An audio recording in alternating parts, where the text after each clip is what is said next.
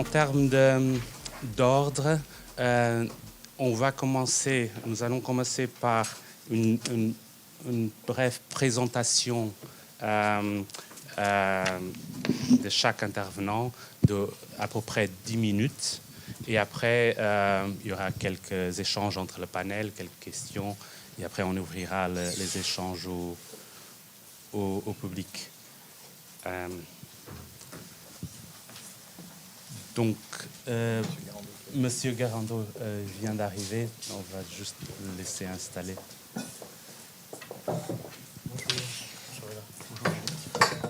Moi qui croyais à la victoire par forfait, c'est raté. Non, je me suis échappé du labyrinthe. On allait juste commencer le débat, monsieur. C'est moi qui ai enlevé les signaux. C'est ça, oui. C'était défi du régulateur. Bon, je vous laisse continuer. Merci beaucoup, merci pour l'introduction. Et je réalise en vous écoutant que pour me définir, je revendique une ligne de plus, c'est d'avoir été sur les bancs, c'est mal ce que je veux dire, non pas de cette université, mais de la Toulouse School of Economics. Et je voulais rendre hommage à mes maîtres qui m'ont appris la régulation, Jean-Jacques Lafont, qui avait fondé cette école, et évidemment Jean Tirole. Aujourd'hui, on parle de régulation dans une chaire de régulation. Je voulais assumer cette filiation. Merci beaucoup. Alors, j'ai la rude tâche, en tant que représentant de l'ARCOM, le régulateur des médias audiovisuels et numériques, d'essayer d'introduire le DSA, je vais essayer tout de suite d'abandonner le terme, le RSN, le règlement sur les services numériques. C'est un grand règlement et il va passer à postérité, donc il existe en français, c'est le RSN, et de faire ça en 10 minutes. Donc c'est quand même un challenge parce que c'est quand même un règlement qui fait 150 pages, 98 articles, 130 considérants. On va voir si j'arrive. Alors, ce règlement, en fait, c'est le retour de la défense des droits fondamentaux dans la directive e-commerce. Il faut partir de là. La directive e-commerce, elle fonde le monde numérique et elle coupe ce monde numérique en deux. À droite, les éditeurs, pleine responsabilité pour tous les contenus qui sont sur leur site. À gauche, les hébergeurs, régime de responsabilité limitée qui est créé par cette directive e-commerce, qui est pensé pour permettre à ce modèle économique de plateforme d'apparaître, et qui est pensé en disant mais il faut permettre à des intermédiaires d'apparaître qui ne vont pas prendre la responsabilité pleine et entière des contenus qu'ils hébergent et qui justement vont pouvoir développer un nouveau modèle économique. Donc il y avait une intention politique très claire de faire apparaître, de permettre l'apparition de ce modèle de plateforme, d'acteurs qui font de l'intermédiation à une échelle algorithmique, et c'est pour ça que ce régime avait été fondé. Alors évidemment, le succès fulgurant et incroyable. Pensez à toutes les grandes plateformes de e-commerce, toutes les grandes plateformes de réseaux sociaux, toutes les grandes plateformes de rencontres, Blablacar, de mobilité, a montré la puissance de ce régime, de cette volonté de permettre le développement d'une nouvelle économie. Et vous pensez aussi à tous les débordements qu'on peut avoir, que ce soit sur un marketplace où vous dites mais on a l'impression qu'on nous vend parfois des produits totalement illégaux, dangereux, et les débordements sur les réseaux sociaux, la haine en ligne, la manipulation de l'information. Et donc, dès le lendemain du vote de la directive e-commerce, le débat commence en disant mais est-il raisonnable d'avoir mis aussi peu de responsabilités à ces intermédiaires, et faut-il leur passer le régime de la pleine responsabilité vis-à-vis des contenus hébergés, le régime de responsabilité des éditeurs. Et donc le DSA rouvre ce sujet et fait bouger le curseur. Il fait bouger le curseur, donc c'est un acte éminemment politique, proposé par la Commission européenne, voté par le Conseil des États membres et le Parlement européen, qui vient rouvrir e-commerce et modifier le rapport de force. Force est de constater que ni la Commission européenne, ni le Parlement, ni le Conseil n'ont souhaité aller au point de remettre en cause le modèle des plateformes et de les faire basculer dans le régime de responsabilité des éditeurs. Donc le DSA n'a pas cet effet-là. Au contraire, il réaffirme le régime de responsabilité limitée à raison des contenus hébergés, en disant les plateformes ont une exemption de responsabilité tant qu'on ne leur a pas signalé un contenu en pointant que le contenu était illégal, était dangereux, etc. C'est réaffirmé, c'est même renforcé, parce que dans e-commerce, c'est une directive, et donc ce régime de responsabilité limitée, il est inscrit dans le droit national de chaque État membre, ce qui est une forme de contradiction ex post, on se rend compte en se disant mais l'espace numérique était européen, et à la fois on l'a mis dans les droits nationaux, et donc à chaque fois il est un peu différent.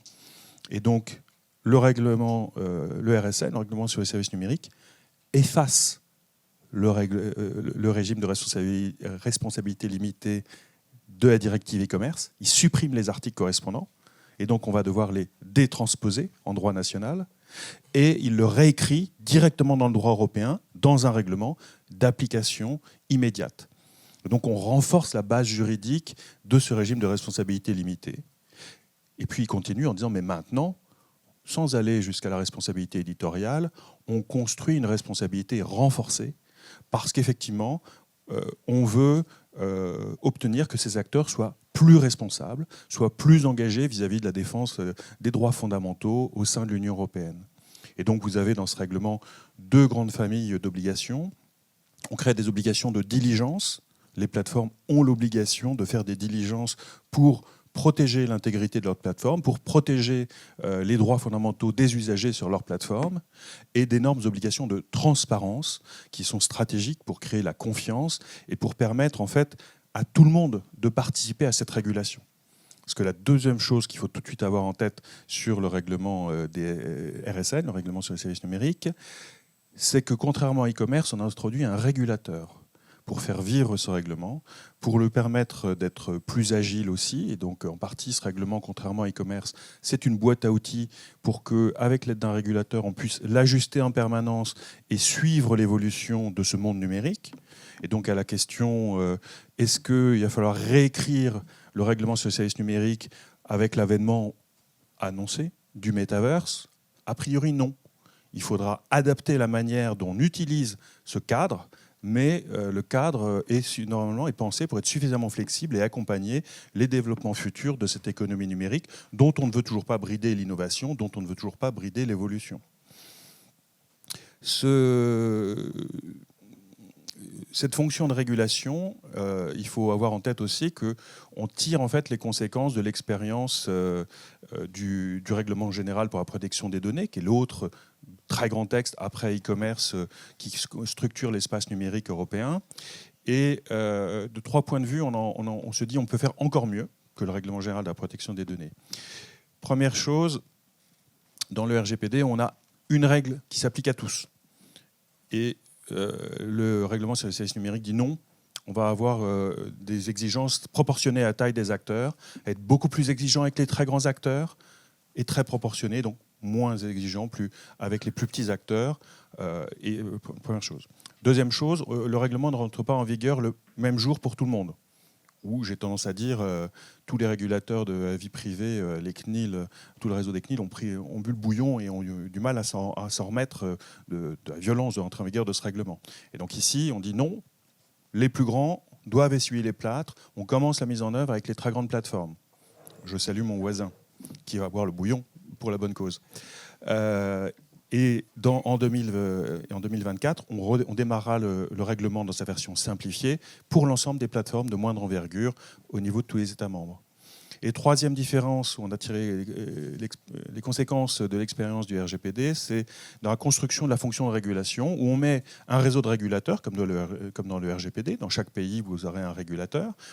Mais vous avez en plus la Commission européenne qui fait partie du réseau et qui va porter une partie du modèle de régulation. Et donc là aussi, on a un système de tiering où les plateformes, quand elles sont de petite ou de moyenne taille, sont directement sous la supervision des régulateurs nationaux. Mais quand elles deviennent très grandes, on pourrait dire systémiques, elles passent dans un régime renforcé, sous le contrôle de la Commission européenne.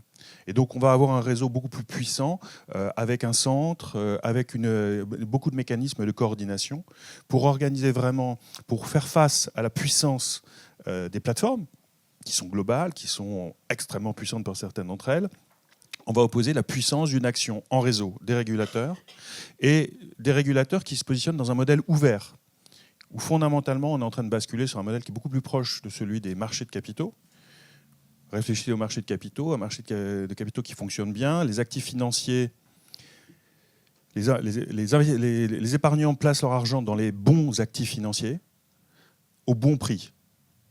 Et pourtant, l'autorité des marchés financiers ne vous dit jamais investissez dans telle entreprise, n'investissez pas dans telle autre entreprise, et ne vous dit jamais ce prix est trop élevé ou trop bas. Elle veille à faire de l'empowerment, à mettre tous les acteurs du marché en capacité de participer à la régulation en veillant à ce que la bonne information soit là. Et donc fondamentalement, le régulateur met tout le monde en capacité de participer au modèle de régulation. Et c'est ça qui est en train de se faire avec le règlement sur le service numérique. Et donc en permanence, notre dialogue avec les acteurs, quand ils viennent discuter avec le régulateur, c'est dire ne venez pas nous raconter vos petits secrets. Ils doivent être publics. Votre première obligation, c'est une obligation de transparence. Vous êtes redevable vis-à-vis de toute la société, parce que notamment dans son volet réseau social, où ce dont on parle, c'est de l'information, c'est du débat public, c'est le cœur du fonctionnement de nos démocraties, c'est l'affaire de tous de créer la confiance et de vérifier qu'on a un espace informationnel dans lequel nos démocraties arrivent à fonctionner. Et donc, il ne s'agit pas de faire un modèle qui est hyper centralisateur, où vous avez un régulateur hyper puissant qui contrôle tout. Ça existe.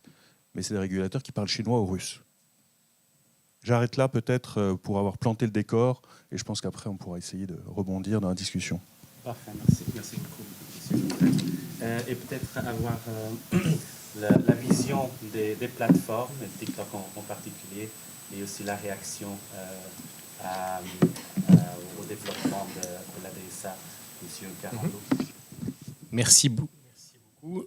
Merci de votre invitation.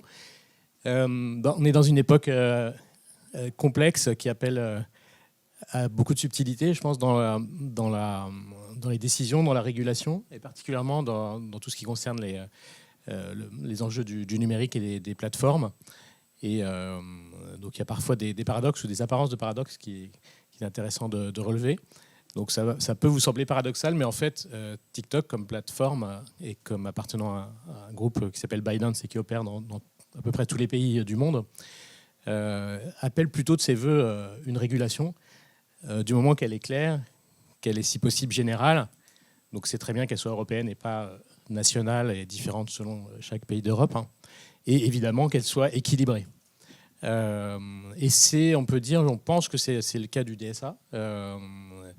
Et on le dit d'autant plus que, comme on opère dans d'autres pays, et notamment aux États-Unis, il n'y a pas de régulation, en fait, il n'y a pas de loi qui régule les plateformes, l'activité des plateformes. Et donc, c'est un petit peu la prise à l'arbitraire, finalement. Donc, quand il y a des règles, ben voilà, on les connaît, on sait quand est-ce qu'on les applique, quand est-ce qu'on sort des règles, et qu'est-ce qu'il faut faire pour être dans les clous, j'allais dire. Voilà, donc on est dans un groupe qui a cette culture de ce qu'on appelle en mauvais français la compliance, qui par ailleurs, la compliance, on sait, pose quelques problèmes au droit français, au droit canonique, mais en tout cas, on est dans une entreprise qui respecte et qui s'insère dans les différentes régulations. On va dire aussi que par rapport au DSA, on n'avait pas attendu le DSA en fait, pour mettre en œuvre des mesures qui sont maintenant détaillées et précises dans le DSA. En gros, ce qui fait, je crois d'ailleurs l'objet de cette table ronde, c'est vraiment tout ce qui concerne la modération des contenus, la régulation des contenus. Donc pour nous, ça passe par des outils de modération. Quand Benoît Loutrel disait à l'instant que la responsabilité des plateformes est limitée, en fait, elle est limitée tout simplement pour ne pas limiter, ou en tout cas pour ne pas limiter excessivement la liberté d'expression. Et ça a été rappelé aussi par l'UNESCO récemment, qui a organisé un débat sur la régulation des plateformes et qui a même produit des lignes directrices, et qui rappelle que la liberté d'expression est fondamentale et que si la responsabilité des plateformes est trop écrasante, ça vient écraser la liberté d'expression, tout simplement. Voilà, je pense que le récent propriétaire d'une autre plateforme l'a dit aussi de façon assez franche, assez tranchée, peut-être de manière excessive, mais en tout cas, ça a été, c'est donc cet équilibre très subtil qui est conduit par le texte du DSA, mais qui est aussi conduit par les modérateurs au plus près en fait de l'action. Donc, il faut imaginer des milliers de personnes, des êtres humains qui opèrent dans un grand nombre de langues, un grand nombre de cultures aussi différentes, et qui vont apprécier, qui doivent d'ailleurs apprécier de manière très rapide, parce qu'il y a beaucoup de vidéos à regarder, avec évidemment des outils technologiques qui vont faciliter grandement le travail, mais qui doivent apprécier si telle vidéo, par exemple, puisqu'on parle de TikTok et donc nous on est une plateforme de vidéo. Telle vidéo, par le commentaire de la personne, par le texte, les sous-titres, par les images, enfreint ou pas tel ou tel chapitre de nos conditions générales d'utilisation. Et ces conditions générales d'utilisation, en fait, elles ont transposé presque en avance et évidemment, elles vont s'ajuster maintenant que le DSA a été adopté pour intégrer totalement la liste des contenus qui sont illicites. Et donc voilà, cette appréciation doit se faire au cas par cas. Alors, quand c'est du terrorisme, l'incitation à la violence ou des vidéos violentes, ça ne pose aucune difficulté. Le traitement est d'ailleurs largement algorithmique. Quand c'est du cyberharcèlement, c'est plus compliqué parfois, plus subtil, plus difficile à déceler. Donc c'est ce qui fait que on supprime de manière automatisée avant même, en tout cas avant même tout signalement, entre 85 et 95% des contenus. Voilà. Par ailleurs, on a un dispositif de signalement des contenus qui est aussi prévu par le DSA, qu'on va sophistiquer, puisque le DSA prévoit non seulement la faculté même l'obligation, en tout cas des plateformes, de permettre à tout utilisateur de signaler des contenus manifestement illicites, mais prévoit aussi des modalités de recours contre des signalements abusifs. Voilà. Et c'est vrai qu'on observe souvent que souvent les gens ne font pas trop la différence entre un contenu qu'ils n'aiment pas et un contenu qui peut être illicite. Voilà. Donc, parfois, ils n'aiment pas un contenu, donc ils le signalent. Mais ça ne veut pas dire pour autant que le contenu est illicite. Donc, voilà, il faut vraiment appliquer ces règles avec discernement. Et donc, il y aura des modalités de recours aussi qui seront développées pour que les signalements abusifs puissent être signalés et que les utilisateurs qui signalent de manière répétée abusivement des contenus soient aussi sanctionnés. Donc ça, ce sont toutes les règles de modération. Après, je peux rentrer dans les détails s'il y a des questions. Et puis, Benoît Lautrel évoquait également les règles de transparence. Alors, c'est vrai qu'on a des fois un dialogue un peu nourri, comme on l'a eu récemment avec l'ARCOM, sur la transparence. D'une part, parce qu'en fait, TikTok est une entreprise et ByteDance, c'est une entreprise encore privée, c'est-à-dire qu'elle n'a pas encore été introduite en bourse. Donc, évidemment, l'introduction en bourse conduit à des règles très détaillées de transparence à l'égard des actionnaires et du public en général. Mais évidemment, toutes les règles du DSA sont mises en œuvre pour donner un maximum d'informations sur l'activité de l'entreprise, le nombre de salariés, les chiffres d'affaires, etc. Et d'ailleurs, l'entreprise s'est mise aussi en ordre de bataille pour répondre au code de bonne conduite en matière de lutte contre la désinformation, le COPD, donc, qui est aussi une obligation communautaire. Et donc, on a rendu notre premier rapport il y a quelques semaines, donc, avec publication de 2500 données sur l'activité du groupe. Voilà, donc, transparence, évidemment, elle est nécessaire. Après, il arrive que sur certains sujets, la transparence puisse être aussi réduire le niveau de la compétition. C'est vrai que la transparence peut profiter aux acteurs dominants et pour qu'ils puissent mieux lutter contre des acteurs entrants. Donc voilà, la transparence sur certaines données commerciales peut aussi avoir des effets contradictoires. Voilà. Mais en tout cas, voilà, on applique pleinement et sans état d'âme toutes les règles du DSA. Voilà, je ne veux pas être trop long, mais ravi de répondre aux questions. Parfait. Merci beaucoup, M.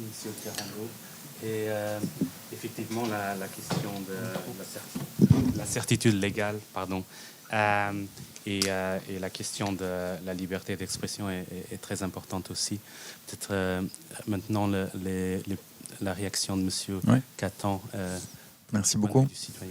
Merci beaucoup. Oui, non, quand on parle de réseaux sociaux, on parle beaucoup quand même de nos contenus, en fait. On parle de nos productions, on parle de ce que nous sommes d'une certaine manière, puisque ces réseaux sociaux, très largement, sont nourris par ce que nous sommes.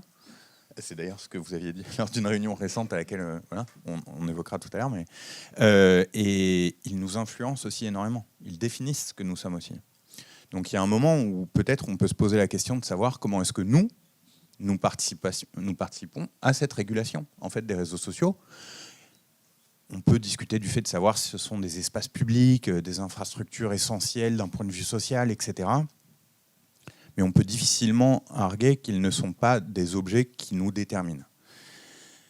Et c'est vrai que quand on vient du prisme de la régulation, par exemple des télécoms, comme certains ici, on a tendance à penser les réseaux en fait, de manière ouverte. Et ouvrir un réseau, en fait, c'est quelque chose que la régulation sait faire. Et elle sait particulièrement bien le faire quand elle-même est ouverte. C'est un peu la précondition. C'est-à-dire que pour réguler des réseaux sociaux et les ouvrir, et parce que ces réseaux sociaux nous touchent profondément, il est intéressant que la régulation elle-même soit ouverte. Une régulation ouverte, ça veut dire quoi? C'est une régulation qui permet l'intervention de toutes les parties prenantes, mais aussi du public. Et on voit que le DSA aujourd'hui met quelques briques en fait, sur la table qui permettront de construire cette maison que l'on veut ouverte. Il le fait notamment par deux aspects, mais pas uniquement. Il le fait par la reconnaissance d'un statut qui était déjà ancré dans les pratiques des plateformes, qui est celui de signaleur de confiance, par exemple. Donc, cela veut dire qu'il y a des associations qui, d'ores et déjà aujourd'hui, ou même des autorités publiques parfois, ont un statut particulier qui fait que en fait, les plateformes vont mieux ou plus rapidement prendre en compte les signalements qui sont faits par ces associations ou autorités publiques. Parce qu'il y a une relation de confiance, d'où la notion de signaleur de confiance, qui s'est instaurée entre cet acteur et la plateforme, et qui fait qu'il n'y a pas forcément besoin de remettre en cause l'analyse juridique qui a été faite par les autorités policières, par exemple, françaises. Ou pour évoquer certaines associations, qui ne sont pas forcément d'ailleurs toutes connues du grand public, mais comme Point de Contact, par exemple. C'est une association qui est riche d'analyses juridiques, d'analyses techniques, qui permettent en fait de qualifier le signalement que vous faites auprès de Point de Contact et de le transmettre à la plateforme et aux autorités de police. Et là, on peut avoir une voie un petit peu rapide et une circulation donc, de l'information un petit peu plus efficace et qui vous permet finalement d'intervenir de manière indirecte, mais d'intervenir dans la modération finalement des réseaux sociaux et de dire attention, parce que là vous voyez par exemple ce hashtag, vous le savez peut-être pas, mais en fait il correspond à tel groupe extrémiste qui sévit en ce moment dans telle partie de la France, et je vous le signale. Et oui, il y a quelqu'un qui vient qualifier ce signalement et qui vient dire à la plateforme oui, là il y a un vrai problème, agis vite. Donc ça c'est une première voie. Une deuxième voie, c'est de permettre, et je trouve que c'est toujours bien d'intervenir en ce sens ici, c'est l'intervention du monde académique dans la régulation. Il y a un système qui s'appelle celui des vetted researchers, donc c'est-à-dire que des chercheurs, des centres de recherche vont être agréés, et là je parle éminemment sous le contrôle de Benoît, avec une intervention donc des autorités nationales qui seront compétentes, avec une intervention de la Commission européenne, pour dire en fait, voilà, vous chercheurs, vous avez un accès qualifié, un accès privilégié à certaines données que la plateforme va devoir mettre à votre disposition pour nous aider dans notre travail de régulation. Et ça, c'est primordial, en fait. C'est primordial, parce qu'on peut faire toutes les recherches du monde avec des données publiques, il y a toujours un moment où on va buter sur une méconnaissance des choses. C'est un peu la discussion qu'avait eue l'ancien directeur de Twitter avec Elon Musk au moment du rachat, où en fait l'ancien directeur disait « il y a 5% de robots sur ma plateforme ». Elon Musk disait « non, il y en a 20% ». Et le directeur a tweeté pour dire en fait vous ne pouvez pas savoir parce qu'il faut des informations qui sont situées à l'intérieur de l'entreprise pour apprécier ça. Et donc vous ne pouvez pas savoir s'il y a 5 ou 20, mais moi je vous le dis. Mais en fait ça c'est déterminant parce que selon le nombre de robots que vous avez, par exemple, on va apprécier différemment les phénomènes de circulation, par exemple de fausses informations sur votre plateforme, etc., etc. Et là on tombe dans l'exercice même de la régulation des risques systémiques qui est inclus par exemple dans le DSA. Donc vous voyez, il y a des voies d'entrée comme ça de la société dans l'exercice de la régulation pour en faire une régulation ouverte. Donc ces coins, en fait, j'ai un peu de dire il faut les enfoncer, il faut les forcer un petit peu pour vraiment faire en sorte que cet édifice s'ouvre au public. Et si on continue de penser dans cette direction, en fait, on peut aller beaucoup plus loin encore. Et j'aimerais indiquer 2 voies potentielles. Il y en a une qu'on est déjà en train de mettre en œuvre avec l'ARCOM, avec beaucoup d'autorités publiques, et qui nous a été ouverte en fait dans le cadre de ce qui a été appelé le Conseil national de la refondation. Donc c'est une initiative politique, toute considération politique mise à part, je ne suis pas ici pour... voilà, qui a été déclinée dans la matière numérique, et notamment dans un sujet qui a été appelé l'apaisement de l'espace numérique. Et ce qui est particulièrement intéressant dans cette démarche, dont le CNUM a un rôle de coordinateur, mais vraiment très très horizontal et très participatif, L'idée, c'est de dire, en fait, on ne va pas juste regarder en fait, ce qui se passe de mal, on va essayer de construire ensemble les solutions qui nous permettent d'avancer vers un apaisement de nos relations en ligne. Donc vers la construction de solutions. Et la construction de ces solutions se fait collectivement. C'est-à-dire que mois après mois, on réunit tous les acteurs, et qu'ils en soient vraiment remerciés, parce que les acteurs associatifs, c'est des activités bénévoles, des citoyens, des influenceuses, des gameuses, des journalistes, etc. Les plateformes sont là à toutes les réunions, et on les en remercie aussi. Les autorités publiques, pour qu'il y ait un dialogue entre tous ces acteurs. Et je vous jure que, en fait, quand on crée ce cadre-là, de confiance et d'écoute mutuelle, il se passe quelque chose. Il se passe quelque chose. Des acteurs qui ne se sont jamais parlé se parlent.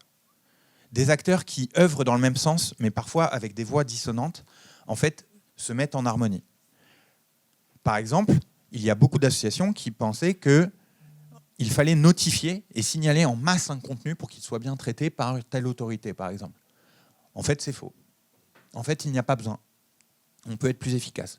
Des acteurs qui s'interfacent tous les jours par le biais de formulaires à remplir en ligne se rendent compte qu'en fait, ils iraient peut-être un petit peu plus rapidement avec ce qu'on appelle des API, c'est-à-dire des passerelles en fait, entre leurs systèmes d'information qui leur permet d'aller plus rapidement. Par exemple, on était encore... Et la même démarche se décline aujourd'hui, par exemple, dans les assises de la citoyenneté, où on a parlé beaucoup des phénomènes sectaires, par exemple, la semaine dernière, et sur le fait que certaines associations de lutte contre certaines dérives sectaires, par exemple, se font harceler par des personnes qui ont plein de comptes. Donc comment signaler 21 comptes d'un coup, qui appartiennent à la même personne ? En fait, c'est par le dialogue entre les acteurs, associations et plateformes, qu'on va arriver à une solution. Et ça, on le voit de nos yeux, c'est tangible. C'est vraiment en mettant les gens dans la même pièce, dans un cadre de confiance et d'écoute et de construction, qu'on arrive vraiment à évoluer. Et ça, je crois que ça s'appelle la régulation aussi. Et c'est vraiment très important de créer ce cadre de dialogue. Et on a la chance de pouvoir l'expérimenter en France aujourd'hui, et on ne peut que souhaiter qu'il perdure. Deuxième point, encore un petit peu plus prospectif, et je m'arrêterai là, mais parce qu'on a vu récemment un autre réseau social, j'ai pour habitude de jamais parler des réseaux qui sont juste à côté de moi, mais c'est par lâcheté, hein, c'est pas par... Non, enfin... non, mais... non. Et donc de dire... En fait... Ah, pardon, excusez-moi. Et de se dire, en fait, qu'il serait intéressant de bénéficier de toutes les innovations que chacun d'entre vous, potentiellement, avait dans votre tête. Internet ne s'est pas construit de manière proprement centralisée, en fait. Il s'est construit sur l'addition de toutes ces idées, de toutes ces innovations qui ont, encore une fois, nourri le réseau. On a l'habitude de dire, en fait, que l'intelligence est à la périphérie du réseau quand on parle d'Internet. Aujourd'hui, malheureusement, on se retrouve dans une situation où les réseaux sociaux sont, pour la majorité d'entre eux, en fait, très centralisés. C'est-à-dire que la capacité d'innovation sur un réseau social est limitée au réseau social lui-même. Et en fait, le réseau social se trouve lui-même face à une tâche qui est proprement impossible. Quelle que soit sa bonne volonté, quelle que soit l'intelligence de ses recrues, c'est proprement impossible de régir des problèmes sociaux d'une telle envergure de manière centralisée. Et c'est pour ça qu'il serait intéressant de penser en fait l'injection de ces innovations venues de l'extérieur dans les réseaux sociaux. À la manière, par exemple, dont vous pouvez rajouter par exemple, des plugins, des extensions dans vos navigateurs. Vous pouvez rajouter des dictionnaires, par exemple, en telle ou telle langue. C'est basique, hein, ce que je vous dis. C'est basique. Des dictionnaires qui vous permettent d'avoir un correcteur orthographique de votre langue quand vous ouvrez tel navigateur. Bon, je vais quand même parler un petit peu de TikTok, que j'ai quand même ouvert. Mais parce que, vous voyez, aujourd'hui, par exemple, il y a quelque chose qui existe et c'est déjà une très bonne voie. Nous, on a pour habitude de construire sur ce qui existe. Hein. Donc, je suis sur TikTok. Et donc là, je peux filtrer, par exemple, des mots-clés. Donc, c'est bien parce que si j'ai envie de me protéger, que je ne veux pas voir certains mots, je peux les enregistrer. Donc, en fait, je vais commencer à mettre toutes les vulgarités que je ne veux pas voir. Mais c'est compliqué. C'est compliqué parce que, en fait, je vais devoir écrire tous les mots que je ne veux pas voir. Donc, c'est potentiellement un dictionnaire, en fait, entier que je vais devoir rentrer. Et ces dictionnaires, ils existent, en fait. Hein. On les a sur Internet. Ça s'appelle le Urban Dictionary, par exemple, qui est un dictionnaire d'argot. On pourrait très bien dire, en fait, on pourrait injecter, par exemple, ce dictionnaire. Si je veux protéger mon enfant, par exemple. Il y a une association en Belgique qui, grâce à la communauté dans toute l'Union européenne, a créé en fait un dictionnaire comme ça. Cette asso s'appelle TextGain. Et en fait, c'est très intéressant de voir leur interface. Ils rentrent en fait tous les mots que leurs bénévoles ou employés rentrent dans le truc. Ils les qualifient. Et je me dis, ce serait quand même un truc assez génial de mettre à disposition ce type de dictionnaire pour les injecter dans les plateformes. Et la plateforme dont je voulais parler, c'est Twitter aussi, qui malheureusement, en fait, il y a 2 mois, a fermé son API, c'est-à-dire la passerelle qui permet l'usage d'autres applications en fait. C'est-à-dire que vous pouvez accéder à Twitter via une application de votre choix. Ça, c'était possible jusqu'à il y a 2 mois. Mais c'est dommage parce que ça a été fermé. Donc on ne sait pas à quelles conditions est-ce que ça va rouvrir. Mais c'est dommage parce qu'en fait, si on pense ces applications tierces, on peut les penser comme l'hôte en fait de toutes ces innovations qui viennent de l'extérieur. Un peu comme je vous disais pour le navigateur tout à l'heure. Et donc ce serait intéressant de pouvoir en fait penser l'innovation sur les réseaux sociaux dans des applications tierces qui viennent se brancher au réseau par le biais d'API et qui deviennent l'hôte de toutes ces innovations et en fait l'hôte de nos propres choix sur ces réseaux sociaux et sans toucher au réseau social lui-même en fait, mais qu'on se construise nos réseaux sociaux tels qu'on les veut.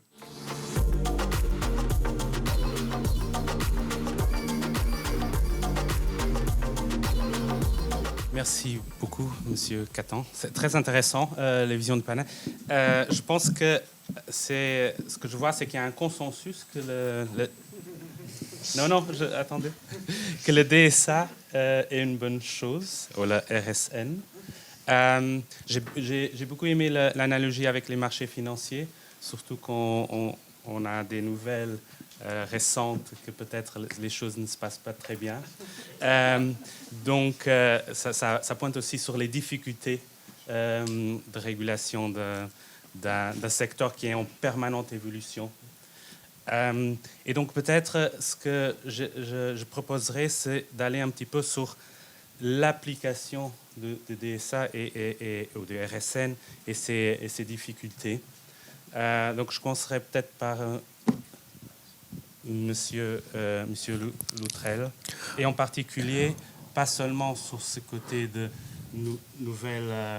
nouveaux instruments, par exemple l'intelligence artificielle, etc., qui vont venir, et comment est-ce qu'on peut utiliser cette législation et la régulation pour faire face à ça, mais aussi comment articuler le rôle de l'ARCOM avec le rôle de la Commission, le rôle du régulateur irlandais. Alors, si vous le permettez, je voudrais réagir quand même un peu sur quelques points au propos de mes copanélistes. C'est la règle du jeu. Donc, c'est intéressant. Oui, c'est un règlement sur les libertés dans l'espace numérique, mais qui vise à préserver ces libertés. Deux libertés, la liberté des usagers, parce que les réseaux sociaux notamment sont une extension incroyable du champ d'application de notre liberté d'expression, et liberté des réseaux sociaux, parce que effectivement, e-commerce leur reconnaissait un droit à l'innovation qui est préservé par le DSA. Mais toute liberté appelle une responsabilité individuelle. Et donc c'est pour ça que vous avez ce propos merveilleux de Thierry Breton, à qui on tend un micro en disant Monsieur le commissaire, qu'est-ce que c'est que le règlement sur les services numériques? Vous avez droit à une réponse en une phrase. Alors là, vous avez le choix entre essayer d'expliquer en une phrase tout un régime de responsabilité des réseaux sociaux, ce que j'ai fait en 10 minutes et je n'ai pas couvert la moitié du sujet.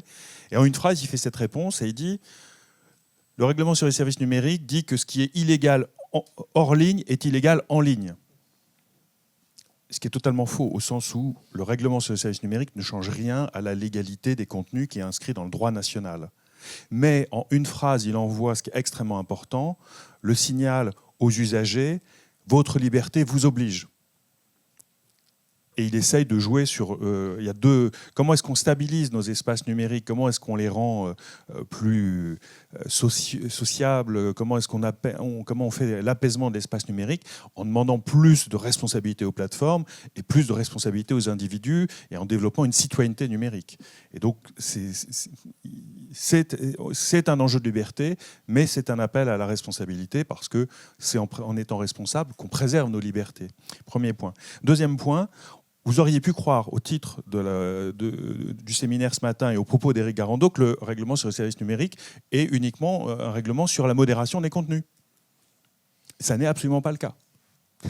Oui, on professionnalise la modération des contenus, on veille à ce qu'elle soit bien faite pour qu'elle préserve les libertés, mais soyons bien clairs, la modération, ce n'est pas le cœur des plateformes. Le cœur des plateformes, ce n'est pas la manière dont elles décélèrent certains contenus, c'est la manière dont elles accélèrent des contenus. C'est la manière dont elles sculptent cette information, dont elles changent les dynamiques, elles créent des dynamiques informationnelles. Si vous vous concentrez que sur la modération est très importante, mais elle n'est pas suffisante. Pensez à un journal qui imprimerait tous les jours des fausses informations et qui répondrait mais je publierai un rectificatif la semaine prochaine en page 28. Oui, c'est bien, mais le sujet est de savoir est-ce qu'on ne publie pas en permanence des fausses informations. Et donc, le règlement sur les services numériques est aussi un règlement qui crée un régime très puissant de responsabilisation du cœur des plateformes, de cette fonction d'accélération, c'est-à-dire de leur fonction algorithmique, en exigeant des plus grandes plateformes, dont TikTok a vocation à faire partie, qu'elles doivent identifier les risques systémiques qu'elles induisent dans le fonctionnement de notre société.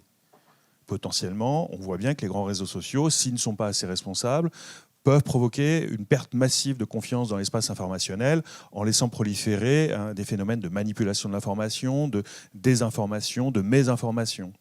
C'est un risque systémique, il est préidentifié par le règlement sur les services numériques. Sur cette base, les grandes plateformes doivent proposer un plan de remédiation. En quoi est-ce qu'elles vont modifier le design de leur plateforme, le fonctionnement de leurs algorithmes, les règles communautaires pour minimiser ce risque? Troisième point, le règlement dit vous devez faire des audits pour prouver que ce que vous dites, vous le faites. Il y a un énorme problème de savoir, est-ce qu'on sait observer, c'est ce que disait Jean Catan, est-ce qu'on sait observer la plateforme où Twitter dit mais il n'y a que moi qui vois ce qu'il y a à l'intérieur. Justement, tiers identifié, toute la mécanique d'audit. Et, dernier point qui est stratégique, évaluation indépendante. Et c'est tout l'enjeu de l'accès des chercheurs aux données. Et aux données, c'est à des grands jeux de données. Je suis désolé, pas 2500 données. On veut des millions de données. Pour le rendre tangible, parce que ça existe déjà, aujourd'hui en France, tous les chercheurs peuvent accéder à toutes les données fiscales et toutes les données sociales de tous les Français pour modéliser eux-mêmes une politique publique, ce qui était avant le privilège de l'État uniquement.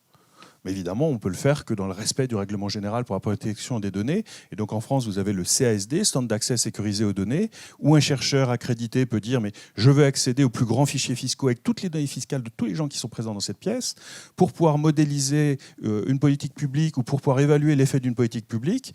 Et dans un espace sécurisé, ils accèdent aux données, ils peuvent travailler sur ces données sans en extraire l'information individuelle et ressortir les résultats et revenir. Et on peut avoir un débat beaucoup plus riche sur est-ce que la politique publique française est adapté ou pas. Et donc c'est ça ce rêve qui est dans le DSA, qui va devenir concret, où on va pouvoir faire la même chose pour dire mais on veut accéder dans le respect du RGPD aux données des plateformes et vraiment à des grands jeux de données pour tester est-ce que la modération est biaisée ou pas, est-ce que l'algorithme de TikTok provoque une hausse du risque d'obésité sur la population française ou pas. Et il n'y a pas de limite au nombre de questions et c'est pour ça qu'il n'y a pas de limite au nombre de chercheurs dont on veut qu'ils aient accès et c'est bien une mobilisation générale. Le troisième point, pour répondre à une question, où en est-on? Mise en œuvre du DSA. On est dans la phase de déploiement. Le règlement a été voté dans un temps incroyable. C'était une volonté politique des co-législateurs, du Conseil européen, du Parlement européen, de dire le monde change à une vitesse folle. Le sujet n'est plus de savoir est-ce qu'on raffine le texte, mais d'avoir un texte maintenant. Et tout le monde pensait qu'on n'aurait pas dans la même année le règlement sur les marchés numériques et le règlement sur les services numériques. Et en fait, on a bien eu les deux en 2022, ce qui était improbable. Alors, on démarre les deux. Déploiement parce que on a le texte européen, il est d'application immédiate. Oui, mais il faut bien, dans chaque État membre, une loi, non pas de transposition, mais de détransposition pour la partie régime juridique des responsabilités limitées et d'adaptation, c'est-à-dire une loi institutionnelle qui va désigner les autorités publiques qui vont participer à la mise en œuvre du règlement. En France, on sait d'ores et déjà qu'a priori, la CNIL, parce qu'il y a des dimensions sur la vie privée dans le règlement sur les services numériques, la DGCCRF, parce qu'il y a des volets sur les marketplaces, et l'ARCOM vont être le cocktail des trois autorités qui vont porter la mise en œuvre du DSA. Et puis il y en a un des trois, l'ARCOM est volontaire, qui doit être le coordinateur des services numériques, qui doit jouer le point de coordination sur l'ensemble du règlement. Il faut ce texte de loi. Deuxième chose, il faut aussi que la Commission européenne elle-même monte en puissance, parce qu'il y a un changement majeur dans le rôle que la Commission européenne va jouer. Historiquement, elle a été régulateur de régulateurs, souvent dans des réseaux de régulateurs. Là, elle devient un régulateur elle-même, ce qui était le cas en droit de la concurrence. Donc, ce n'est pas nouveau pour la Commission européenne, mais là, il faut aller dans un nouveau champ. Et puis, il y a tous les textes d'application qui doivent prendre. Alors, on est dans une phase à la fois, donc on est en phase, on pourrait dire institutionnelle, mais néanmoins, la régulation, elle, est déjà partie, justement, pour ces très grandes plateformes. Donc, les premières échéances sont déjà arrivées. En février, au mi-février, toutes les très grandes plateformes ont dû déclarer leur nombre d'usagers à la Commission européenne, et la plupart l'ont fait publiquement aussi. Et derrière, la Commission européenne va revenir en désignant, en disant, vu les données que vous m'avez données, effectivement, je confirme que vous êtes une très grande plateforme. Ce n'est pas le mot systémique employé, mais c'est bien ça l'idée, vous êtes un acteur systémique, je vous déclare systémique, et donc vous rentrez immédiatement dans le régime renforcé, et à partir de cette date, les très grandes plateformes auront 4 mois pour se mettre en conformité, pour démarrer le processus de mise en conformité. C'est un régime de compliance, de mise en conformité, qui est à la fois puissant et adaptatif et très très responsabilisant, parce qu'effectivement on leur dit l'objectif à atteindre, on leur dit qu'elles ont l'obligation de déployer les moyens, mais on ne leur dit pas quels moyens pour les laisser engager et pour qu'elles restent. C'est toute la puissance du système de la compliance, où vous savez, si vous êtes trop précis en régulation et vous dites, mais pour contrôler le blanchiment de l'argent, vous devez poser telle et telle et telle question pour bien vérifier si la personne est correcte, et puis vous avez quelqu'un qui rentre avec un éléphant blanc rempli de sacs de diamants, qui met ça dans le code à la banque, le régulateur revient voir la banque et dit mais et l'éléphant blanc, et la banquier répond mais vous m'aviez pas dit de détecter les éléphants blancs. Voyez, donc la compliance, c'est ça, c'est de dire non, je vous dis pas comment faire, je vous dis pas quoi faire, je vous dis que vous avez une obligation, que vous avez un objectif à atteindre, que vous avez une obligation de mettre des moyens, mais c'est à vous de spécifier les moyens. C'est à la fois respectueux du droit à l'innovation, mais extrêmement responsabilisant. Et le régulateur, avec la puissance du collectif, revient et challenge, on dit mais ça marche vraiment votre système, c'est pertinent, et on tape dans les pneus et on démarre le système. Voilà où on en est, et on est en train aussi d'apprendre à démarrer entre régulateurs pour s'échanger, parce que c'est ça la force, c'est que on va avoir des régulateurs. Chaque régulateur va avoir entre guillemets 3 rôles. Nous, Arcom, typiquement, si on se projette dans la mise en œuvre du DSA, on va dire on va être le régulateur pays de destination, où la France est le pays de destination de très très grandes plateformes qui ne sont pas basées en France, qui ont été déclarées systémiques. Donc nous ne sommes pas le premier régulateur, ça sera la Commission européenne et le régulateur de leur pays d'origine. Donc au hasard, donc la Commission européenne et le régulateur irlandais. Eux, collectivement, vont vraiment exercer le pouvoir coercitif sur la plateforme, mais ils vont s'appuyer sur tous les autres régulateurs, parce qu'évidemment, la première attente qu'il y a dans chacun des États membres, c'est de savoir comment on responsabilise ces acteurs systémiques. Et donc, ça va être la question de comment est-ce qu'on travaille avec tous les acteurs en France pour comprendre où sont les risques systémiques sur une plateforme comme TikTok ou sur une plateforme comme Facebook, comment on les identifie nous-mêmes, donc à travailler par exemple sur les problèmes de santé publique dont j'ai pris l'exemple, avec tous les acteurs du monde de la santé, pour aussi donner nos attentes à la Commission européenne sur qu'est-ce qu'on pense devoir voir dans cette liste de risques systémiques qui doit être identifiée par les plateformes. Quand derrière les plateformes vont revenir en disant mais voilà mes risques systémiques, voilà mes propositions de réduction des risques, on va travailler de la même manière à vérifier sur place en disant est-ce que c'est réel, est-ce qu'on le voit. On sait bien historiquement que les plateformes ont toujours été très bonnes à déployer leur dernière innovation sur la plaque anglophone, et puis ça se déclinait sur les autres plaques linguistiques avec un certain décalage. Le français venait vite, l'hongrois ne venait pas tout de suite, éventuellement. Vous choisissez votre pays. Et donc là, il y a tout un travail justement de vérifier que sur l'ensemble de l'Union européenne, la solidarité européenne joue et qu'on récupère tous le bénéfice de ces textes. C'est ça l'intérêt de travailler collectivement. Et puis derrière, il y aura la troisième phase, l'évaluation, les chercheurs. Merci beaucoup. Alors peut-être une réaction de M. Garando, et aussi dans ce contexte, vous avez mentionné que le DSA est très important parce que ça donne un cadre légal qui n'existe pas aux États-Unis. Évidemment, est-ce que vous sentez que vous avez cette certitude au niveau comment vous allez l'appliquer sur TikTok, vu qu'il y a une certaine liberté qui est donnée aux plateformes sur les moyens, et aussi une réaction à ce besoin de transparence et d'accès aux données. Est-ce que vous pensez que ça met en cause, d'une certaine façon, votre business model qui est quand même basé sur exploiter des données d'une certaine façon qui est différente de celle de vos concurrents? Merci. Alors, c'est vrai que je disais que c'est toujours mieux d'avoir un cadre légal que pas de cadre légal, donc ça c'est très clair. Ça ne veut pas dire pourtant que c'est facile et que ça se fait comme ça d'un claquement de doigts. Hein. Ça c'est certain que la mise en œuvre du DSA implique des moyens importants qu'on a mobilisés, des moyens humains. Donc on recrute beaucoup de gens pour mettre en œuvre ces différentes mesures. Il y a beaucoup de développement informatique aussi, beaucoup de modifications de systèmes, d'adaptation, par exemple tout ce système, comme je disais, de signalement, de voies de recours, etc. Les API, donc on en parlait, Jean en parlait aussi tout à l'heure.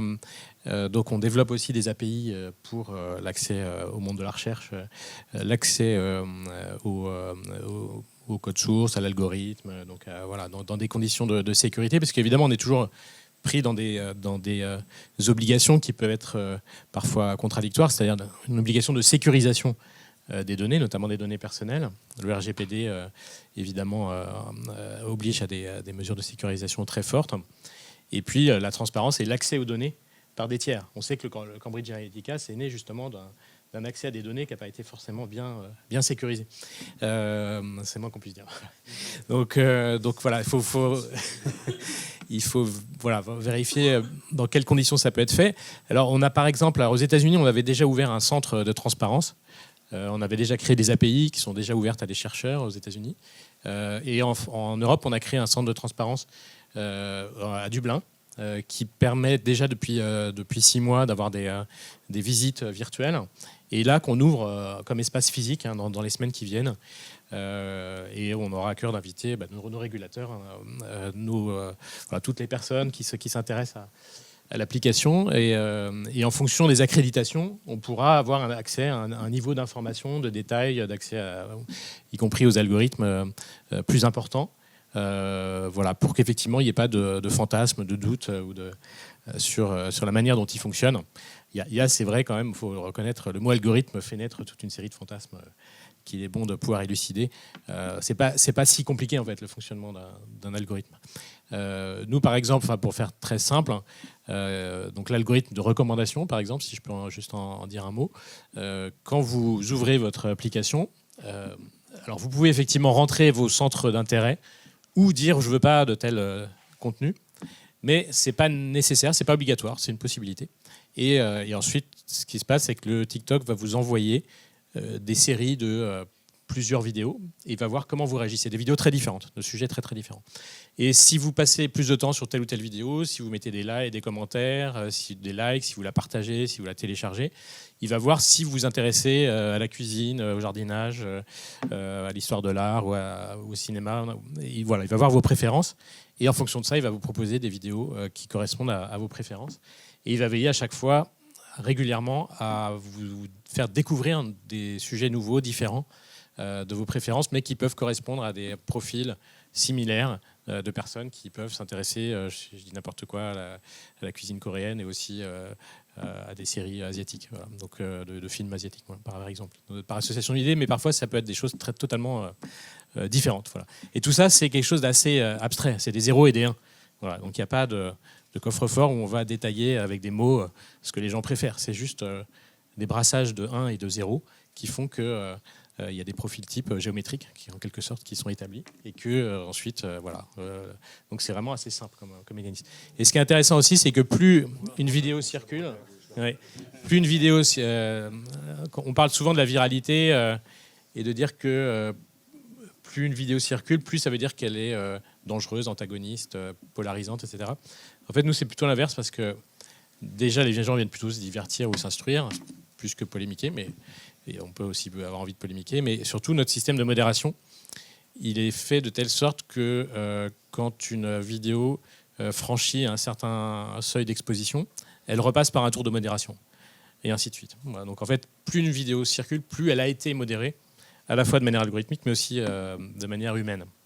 Voilà, donc ça c'est très important par rapport à l'idée de dire que, enfin, de lutter contre une tendance qui peut exister, hein, ça peut exister, que ce sont les contenus les plus polarisants qui circulent le mieux. Merci beaucoup. Ouais, je suis un petit peu obligé du coup, mais peut-être ça appellera aussi un droit de réponse de votre part. Donc, je sors un peu de ma carapace de lâcheté quand même pour. Je rigole. Non. Si je vous dis des mots, en fait, comme ça, je pense que vous saurez associer un réseau social à ces mots-là. Si vous venez d'utiliser, par exemple, le terme polémique, je pense que vous voyez tout de suite un réseau social, peut-être avec un petit oiseau. Si vous voyez mise en avant et gothique de soi dans son environnement professionnel, je pense que vous voyez un autre réseau. Si vous voyez couture le dimanche, je pense que vous voyez un autre réseau, etc. En fait, oui, c'est des 0 et des 1, mais en fait, l'architecture de chacun des réseaux influe considérablement sur nos comportements aussi. Et ça peut ne pas être la volonté même du réseau social, d'ailleurs. Je pense qu'il y a des réseaux sociaux qui dépassent leurs innovateurs, en fait, et c'est normal. Je veux dire, quand on a deux post-adolescents qui publient une vidéo d'un éléphant dans un zoo, ils ne s'imaginent pas à devenir la télé de demain, potentiellement. Peut-être dans un coin de leur tête, mais ils ne s'imaginent pas qu'en fait, ça va être un relais d'apprentissage, de découverte ou de conversion de la population à la théorie selon laquelle la Terre est plate. Je pense qu'à ce moment-là, ils ne l'imaginent pas forcément. Et donc, c'est pour ça que c'est important d'avoir ces maillages collectifs en fait, autour de la plateforme. C'est important aussi, donc c'est là où je rentre un petit peu plus dans le dur, mais je pense que c'est important d'avoir votre réponse aussi, et je sais qu'en tant qu'entreprise, vous y avez répondu aussi. Quand, par exemple, des chercheurs arrivent avec donc, un travail sur de la donnée qui est uniquement publique, à montrer que c'est 0 et c'est 1, par exemple, mettent, sans qu'il y ait de lien d'intention ou de causalité, sans qu'il y ait de démonstration sur l'intention, mais mettre bien en avant que, en fait, plus vous êtes un public sensible aux troubles alimentaires et plus vous voyez proposer du contenu pro-anorexie, par exemple, que ce soit vrai ou faux, que ce soit intentionnel ou pas, il est important d'avoir cette discussion à un moment pour dire, en fait, ces 0 et ces 1, en fait, ils nous emmènent dans un monde où en fait, les adolescents sont plus exposés à tel type de contenu. Donc on comprend très bien que ça vient d'une volonté peut-être d'optimiser notre temps sur la plateforme, etc. Mais quand on en vient à ces types de constats, il est important d'ouvrir la boîte. Et c'est vrai que ça ne va pas seulement être dans une représentation un petit peu avatarisée du réseau dans un endroit. Ça peut être en fait demain, et c'est ça moi que j'apprécie beaucoup, c'est quand même à travers des exercices de collecte de données, à travers des questionnaires, à travers des perquisitions s'il le faut, parce que c'est ça qui va se passer quand même demain. C'est-à-dire que si les régulateurs demain n'ont pas les bonnes réponses sur le fait que tel réseau social pousse du contenu pour anorexie à des adolescents, en fait c'est les flics à la maison quand même. Et je veux dire, c'est là où, moi, c'est pas mon but. La régulation est en échec quand elle sanctionne ou quand elle fait appel à la police. Mais c'est ça qui doit nous permettre quand même d'avoir un dialogue bien strict sur ce que ces 0 et ces 1 font à la population. Oui, bien sûr. Je dis pas autre chose. Je vais mettre un deuxième coin avant, puis après on rendra la parole à la défense. Non, parce que la présentation d'un algorithme, c'est juste des 0 et des 1. On ne peut pas laisser passer ça, effectivement. C'est une insulte intellectuelle à la profession des data scientists, des gens qui maîtrisent la donnée. Un algorithme, c'est une capacité incroyable. Maintenant, c'est l'intelligence artificielle, c'est ChatGPT, vous avez tous vu, c'est une puissance incroyable pour sculpter l'information. Et donc un algorithme, on met une intention dedans.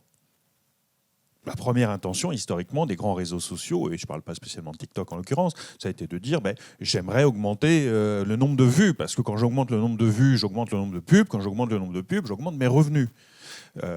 Mais on peut mettre d'autres intentions, des intentions extrêmement vertueuses. Vous pouvez demander à des ingénieurs de dire construisez-moi une intelligence artificielle pour arriver à structurer l'ordonnancement de tous les messages que vous allez lire sur votre feed Twitter ou Facebook le soir, pour que les messages qui renforcent la prise de conscience de l'enjeu écologique soient mis en avant. Et que ceux qui contestent la transition écologique soient enfoncés dans votre feed et que vous ne les voyez pas. C'est possible, on sait le faire. Mais on sait faire le contraire aussi. Et donc, le fait qu'on met des intentions dans les algorithmes doit être soumis à une règle de transparence très stricte, parce que c'est un pouvoir qui est exercé sur le fonctionnement de nos sociétés et qui n'est légitime que s'il est transparent. C'est la base de la régulation des médias au XIXe siècle.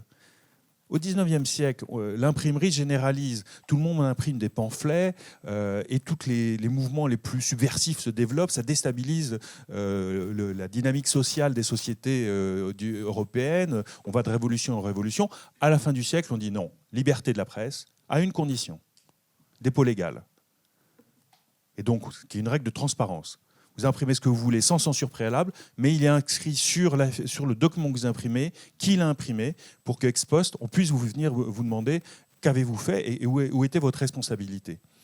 Je raconte une anecdote qui est très importante, qui montre la puissance de ce schéma et aussi l'enjeu. Il n'y a pas longtemps, on m'a montré une vieille affiche qui date de la Première Guerre mondiale, où vous voyez le général Gallieni, gouverneur militaire de Paris, qui proclame, alors que le gouvernement s'est réfugié à Bordeaux devant l'avancée allemande, qui organise la défense de Paris, et donc il fait une proclamation qui est affichée dans tout Paris. C'est une très belle affiche. Sur cette très belle affiche, il y a une petite ligne en bas, en petites lettres. Vous dites, c'est quoi? Il y avait des mentions légales au milieu de la Première Guerre mondiale. Et oui, la mention légale, ça vous dit dans quelle imprimerie ça a été fait. Donc vous voyez, même le gouverneur militaire de Paris, au milieu de la Première Guerre mondiale, respecte cette règle de transparence. Parce que la transparence, c'est de dire que on sait ce que vous faites, et si on sait ce que vous faites, vous dites, donc je vais me comporter de manière vertueuse. Vous voulez augmenter la sécurité dans les villes, vous augmentez l'éclairage public. C'est exactement ça. Donc, mais parce qu'il y a un vrai pouvoir algorithmique, il y a des intentions, et on doit savoir quelles intentions sont mises. Ça a été dit tout à l'heure par Eric, l'algorithme va vous proposer de temps en temps de ne pas rester dans vos sujets. Oui, très bien, il va nous sortir de la bulle algorithmique, mais il va nous envoyer où ? Qu'est-ce qu'il va mettre en avant? Est-ce qu'il va mettre en avant des contenus vertueux ou est-ce qu'il va mettre en avant des contenus complotistes? Donc il y a un pouvoir qui est exercé et on doit le connaître. Il y a une intention dans l'algorithme. Et dans l'algorithme, ça a été dit par Jean, il y a aussi les biais cachés. Il y a les effets non intentionnels. C'est-à-dire qu'effectivement, on a pu le voir historiquement avec des plateformes comme YouTube, où ils travaillaient à essayer d'augmenter toujours l'engagement pour que les gens voient plus. Ils avaient développé des intelligences artificielles pour repérer les vidéos qui avaient le plus grand succès. Et assez vite, ils ont découvert qu'il y avait un effet non intentionnel, c'est qu'ils avaient créé une belle machine à repérer les vidéos les plus conspirationnistes qui avaient le plus de succès, celles qui vous accrochent le plus. Et donc, ce n'était pas leur intention, mais c'était l'effet. Et donc, c'est pour ça que dans ces mécanismes de transparence, on veut à la fois forcer les plateformes, j'appelle ça moi de la transparence sortante, outward transparency, à révéler une information qu'elles ont, leurs intentions, et à les rendre publiques, et une transparence entrante, inward transparency, où de l'extérieur, les chercheurs, la société civile vont révéler des choses que les plateformes elles-mêmes ne savent pas, qui sont les effets cachés, non intentionnels de leurs algorithmes. Évidemment, on n'imagine pas qu'une plateforme intentionnellement crée un algorithme qui augmente le risque d'anorexie. Mais c'est une réalité. Et donc il faut qu'on arrive à le détecter, à le rendre apparent, pour pouvoir exiger de la plateforme qu'elle prenne une démarche proactive pour résoudre ce problème. La parole à la défense. Non, mais rassurez-vous, je ne me sens pas du tout accusé. Quand je parlais des 0 et des 1, je parlais des profils des utilisateurs, parce que c'est vrai qu'il y a beaucoup de fantasmes là-dessus. Sur les algorithmes, on est tellement ouvert à la transparence que le code source a été donné aux autorités américaines et à Oracle, qui est le tiers de confiance, entre guillemets, l'entreprise qui intervient aux États-Unis pour désormais héberger et même gérer les données des utilisateurs américains. Donc, en dehors de tout cadre légal. Mais il se trouve que voilà, les autorités américaines ont exigé cela. Et par ailleurs, je disais, les API sont déjà ouvertes aux États-Unis. Donc en Europe, on va également évidemment développer ces API. Certaines sont déjà en train d'être testées en phase de bêta-test. Et donc, dans le courant de cette année, elles seront ouvertes aux chercheurs pour pouvoir effectivement interroger la manière dont fonctionne l'algorithme de recommandation et l'algorithme aussi qui gère la publicité.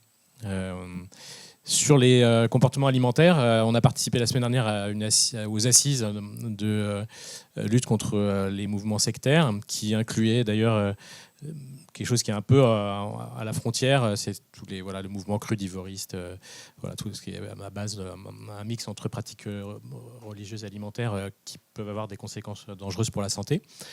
Donc on est très mobilisé sur ces sujets et donc tous les contenus qui encouragent à la maigreur, à l'anorexie, évidemment, ce sont des contenus que nous démotivons. Voilà. Donc on va surtout pas mettre des gens qui regardent ces contenus, on va surtout pas les enfermer dans ce type de contenu. Au contraire, on va essayer de les en sortir. Voilà, ça c'est un exemple parmi d'autres.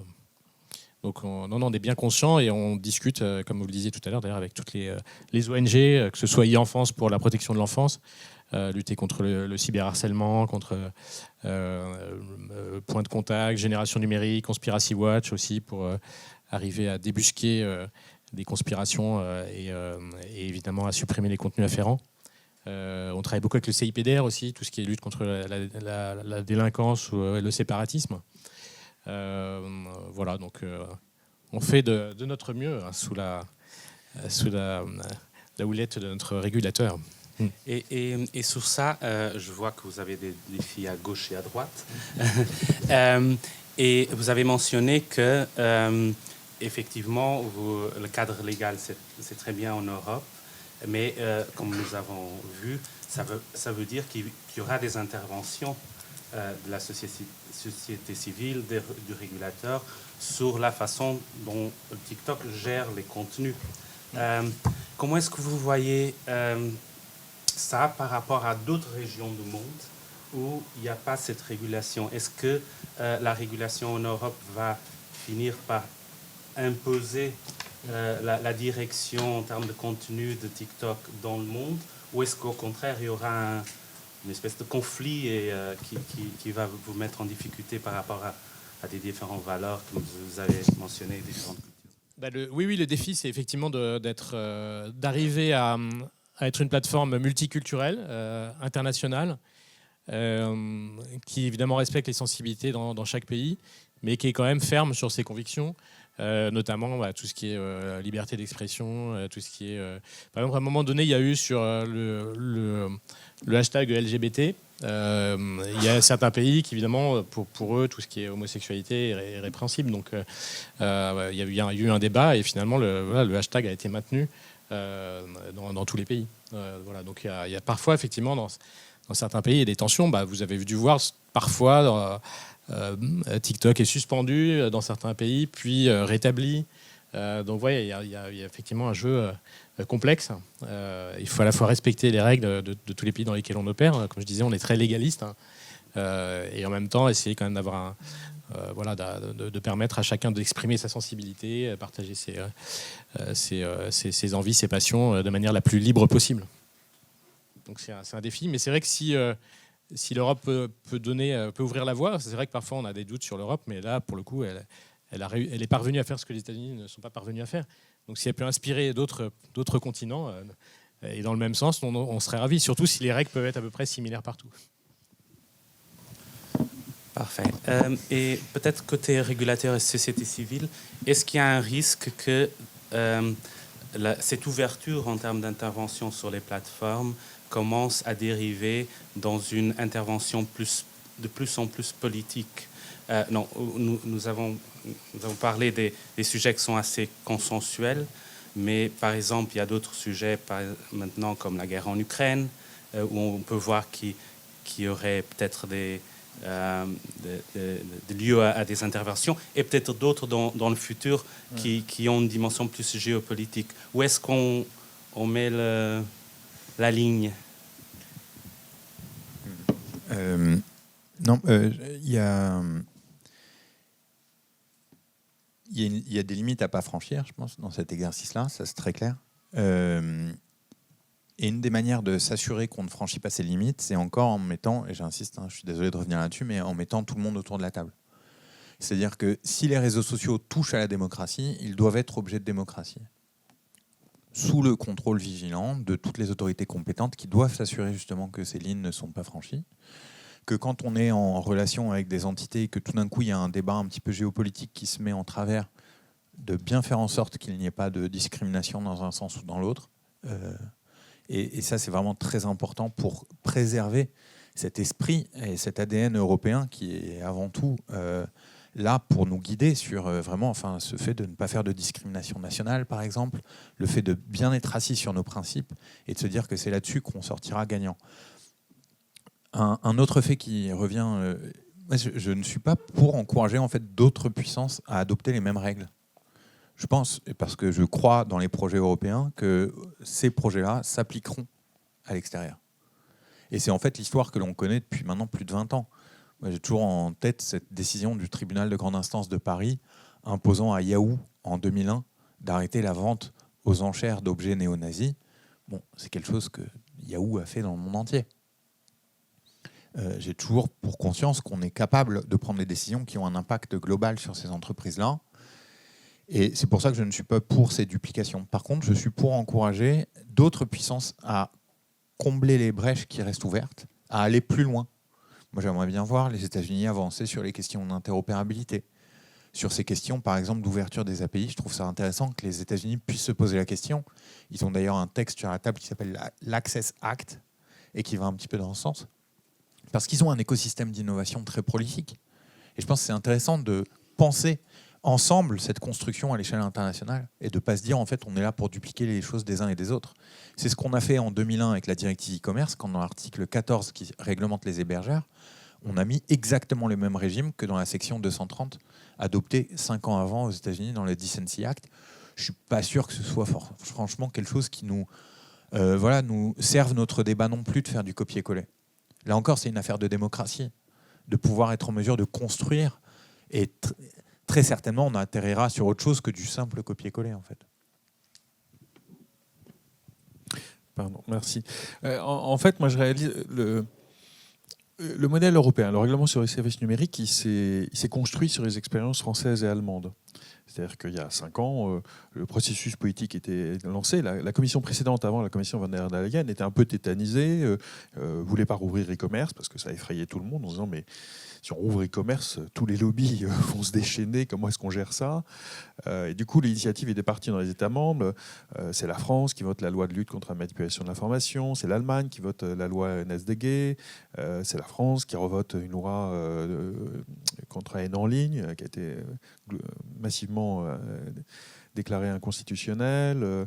Et c'est ce processus de tâtonnement qui a permis d'inventer le règlement sur les services numériques et de se dire mais il faut travailler à l'échelle européenne parce qu'évidemment si la France dit aux plateformes tournez à droite et la France dit aux plateformes tournez à gauche, alors que c'est la même plateforme qu'on a en France et en Allemagne, on ne va pas y arriver. Et en fait on s'est dit la même chose, non mais même si l'Europe fixe les règles du jeu, si l'Europe dit aux plateformes tournez à droite et que les États-Unis disent tournez à gauche, on va induire une scission de l'Internet en morceaux et ça n'était pas un objectif politique. Et donc le modèle européen a été pensé pour être ouvert. Et a été pensé, on ne dit pas aux plateformes quoi faire, on leur dit vous devez faire quelque chose, vous avez une obligation de moyens, vous devez atteindre un résultat, mais elles gardent la liberté. Et donc on suscite une vertu nouvelle des plateformes en Europe et on espère bien qu'elles vont le généraliser hors d'Europe. Parce qu'on ne cherche pas à casser leur modèle économique.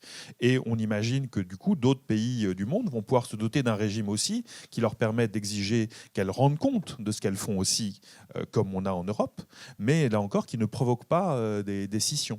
Et on voit qu'on a une capacité d'ailleurs déjà, et beaucoup d'intérêt extra-européenne sur quels sont les effets du DSA et que le DSA va apporter du bénéfice hors d'Europe. On travaille avec, on est membre du réseau international des régulateurs des médias audiovisuels francophones.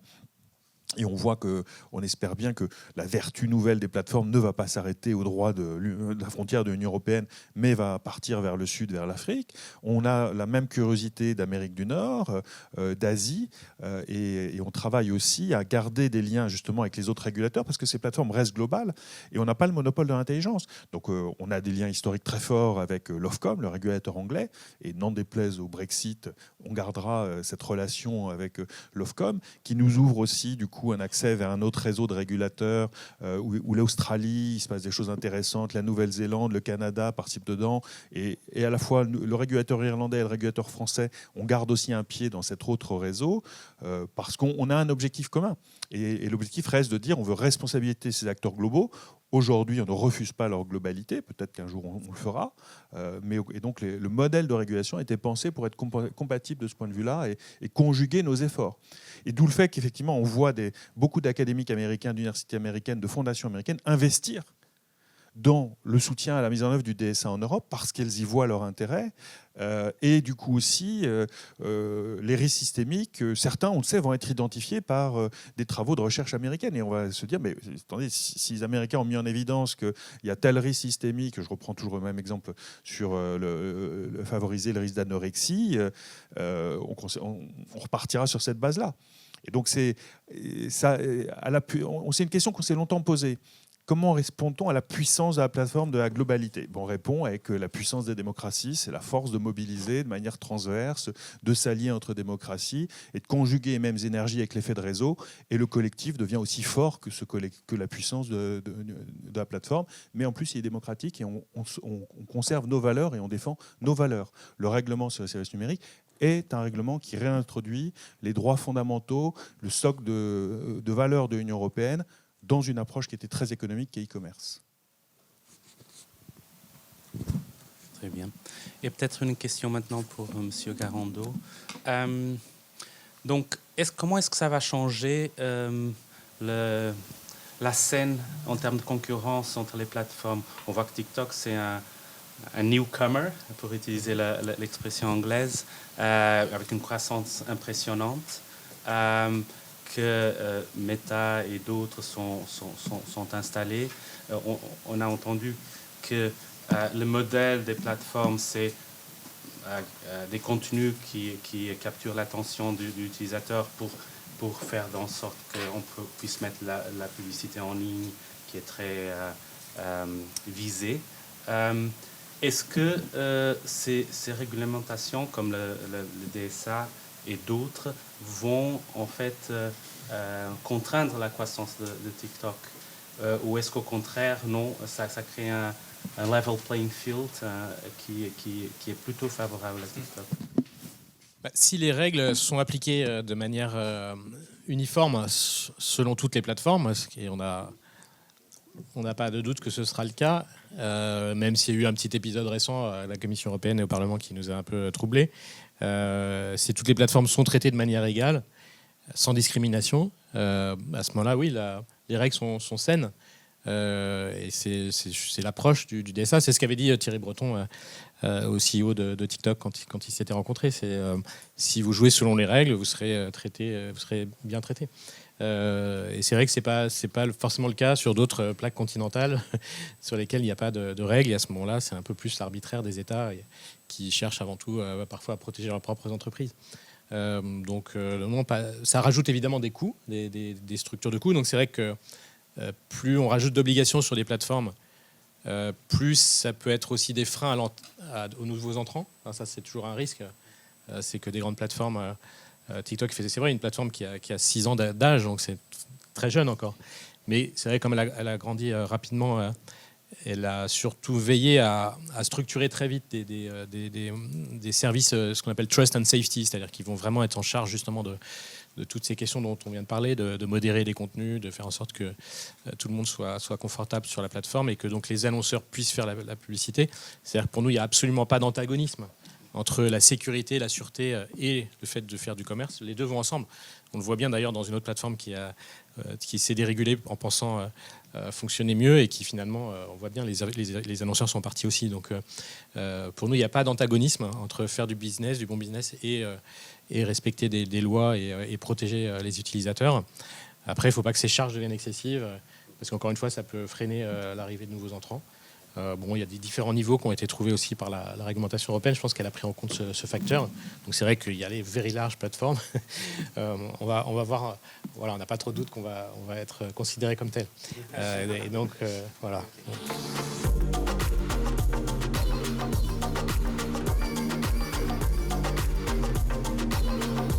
J'allais ouvrir à la salle pour des questions. Je ne sais pas s'il y a des questions.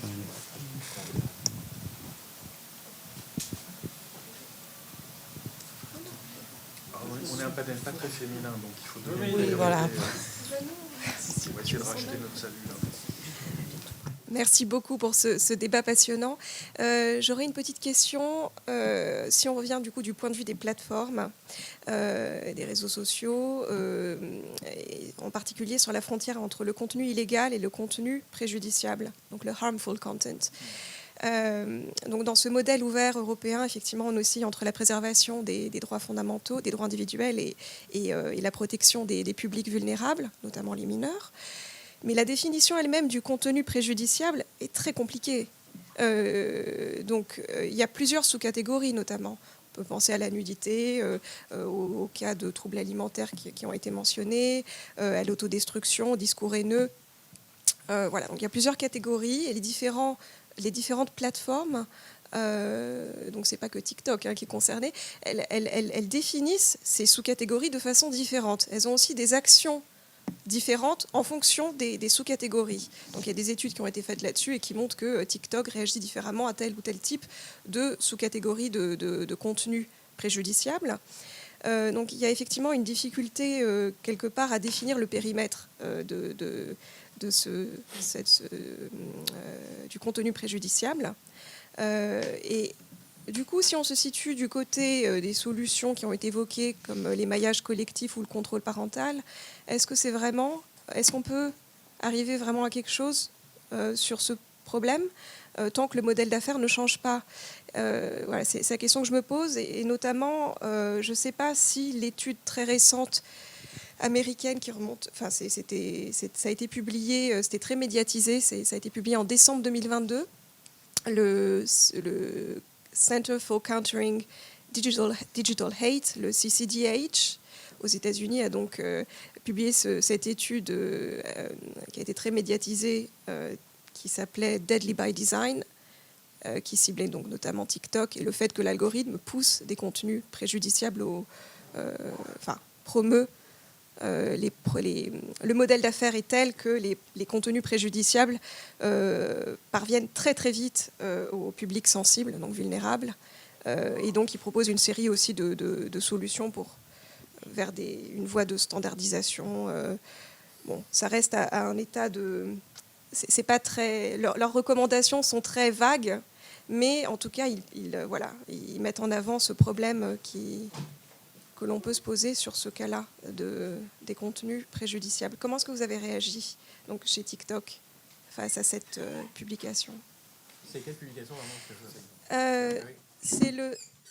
C'est la publication que j'évoquais tout à l'heure entre les lignes, sans la mentionner, mais oui. c'est le CCDH qui est publié donc sur les contenus pro-anorexie. Il y avait une prévalence en fait de ces contenus chez les publics les plus sensibles, précisément à ce type de contenu. Donc c'est pour ça que ça pas s'appelle... uniquement cette sous-catégorie, c'était en général les contenus préjudiciables. Et en fait, cette publication a été ensuite reprise largement dans les médias en pointant du doigt les pratiques de TikTok. Donc voilà, je ne sais pas si ça a changé quelque chose. En général, quand il y a des études qui sortent de ce type, on interroge les auteurs de l'étude pour connaître la méthodologie, pour la confronter à nos propres perceptions, qui évidemment ne sont pas les mêmes.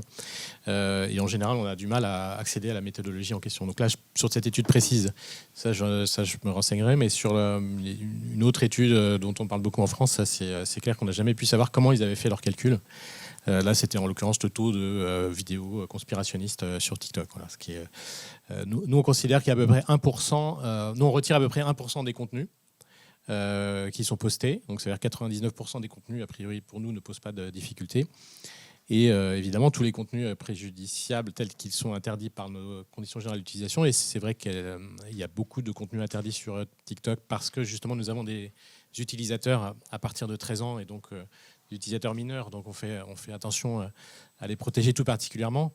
Donc vous mentionniez la nudité, par exemple, tout à l'heure. C'est vrai que la nudité, par exemple, elle est interdite et ça va très loin, puisque un enfant en maillot de bain qui n'est pas à côté d'une piscine, la vidéo va être censurée parce qu'on considère que ça peut être une vidéo problématique. Donc on va plutôt très loin dans l'interdiction des contenus. Après, ce que je pense utile aussi, parce que votre question était plus large que TikTok, c'est qu'il y ait justement une pluralité de plateformes et que justement il y ait une pluralité dans des conditions générales d'utilisation et que chacun puisse trouver la plateforme qui lui correspond le mieux. Et c'est ce pluralisme qui fera que chacun pourra trouver sa place et qu'il y aura aussi une pluralité même des expressions.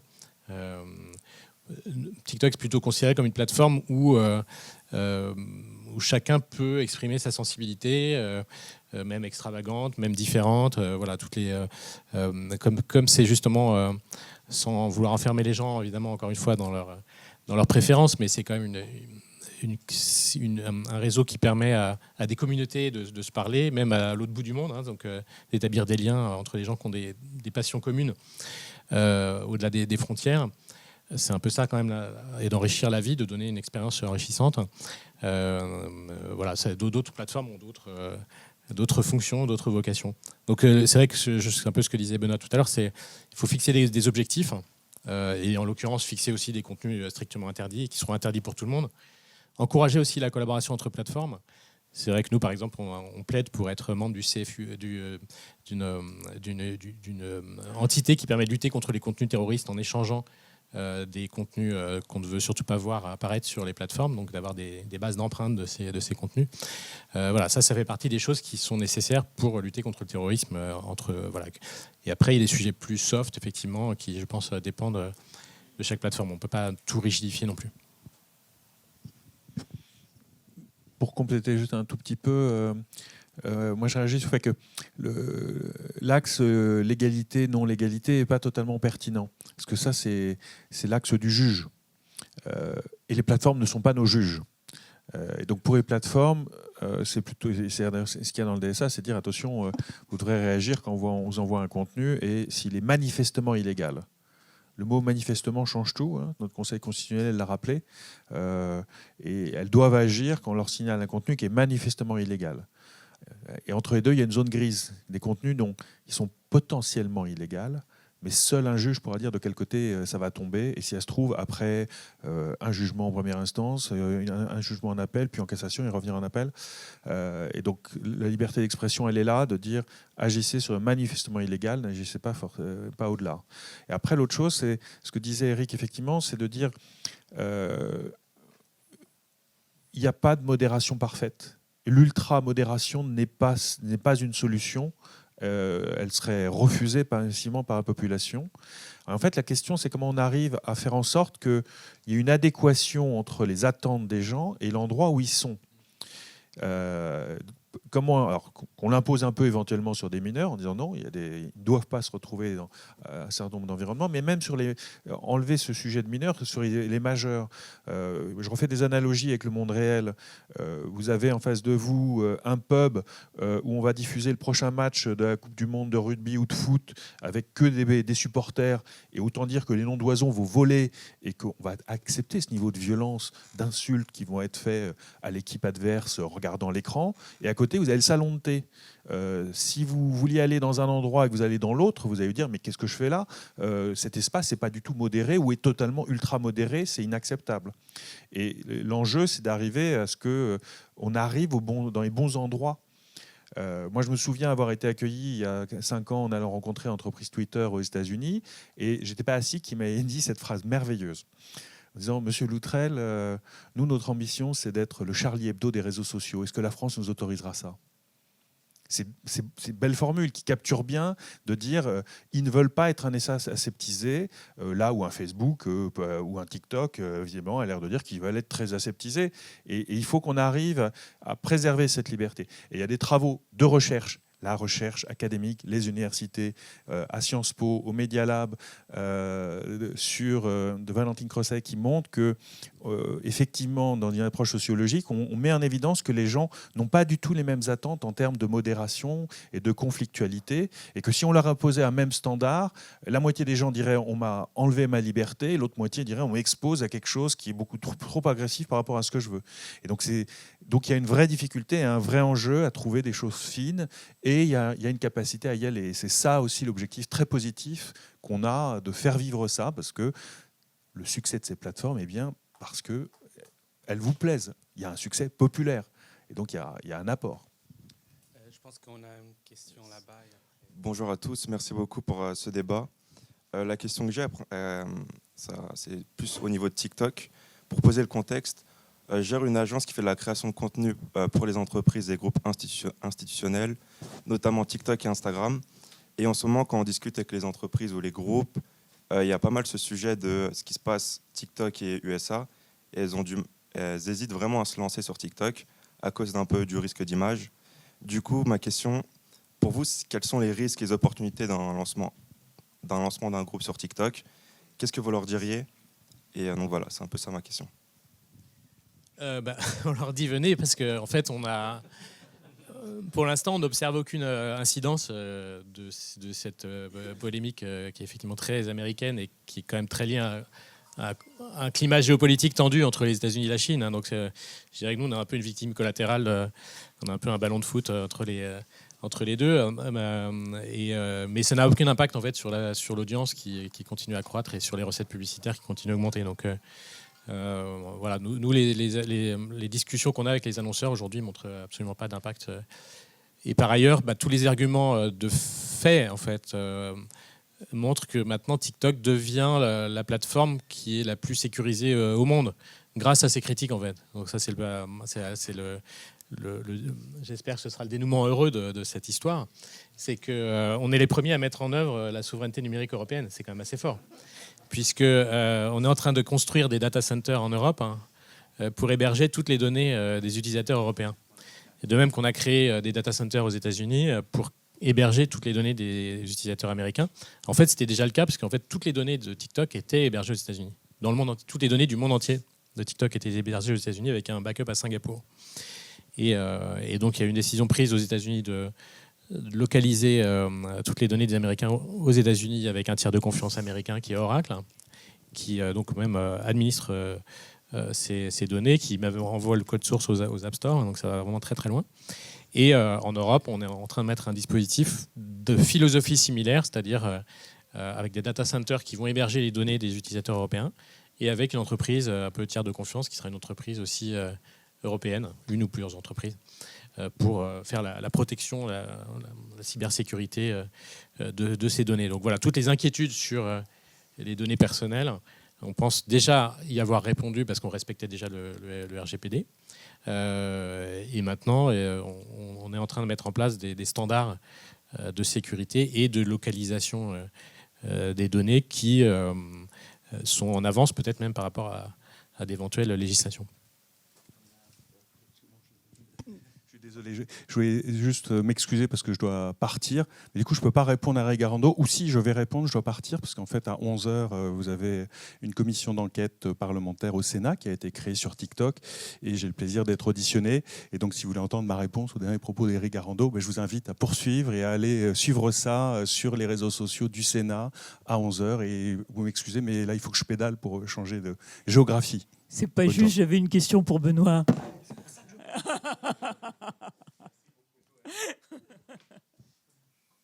Oui, donc je vais quand même dire que j'ai trouvé le débat honnêtement un peu bisounours, formidable dans ses bonnes idées. Mais ma question, c'est quand est-ce qu'on aura autant de monde pour mettre en application finalement ce règlement que les financiers, pour faire de la compliance, auront ce monde-là. Sinon, je pense qu'on aura plein de bons principes, mais que si on n'a pas les moyens, ce sera du rêve. C'est-à-dire dans 10 ans. Au rythme où on va, c'est dans 10 ans. Oui, mais on ne peut pas... Enfin bref. C'est trop facile. Merci beaucoup pour cette question finale. Une affaire clairement à suivre. Je pense qu'on va finir ce débat en remerciant M. Garando et M. Catan pour un débat très stimulant et évidemment M. Loutrel qui vient de partir. Merci beaucoup à tous. Bon. Merci beaucoup, merci beaucoup à tous pour ce débat de ce matin.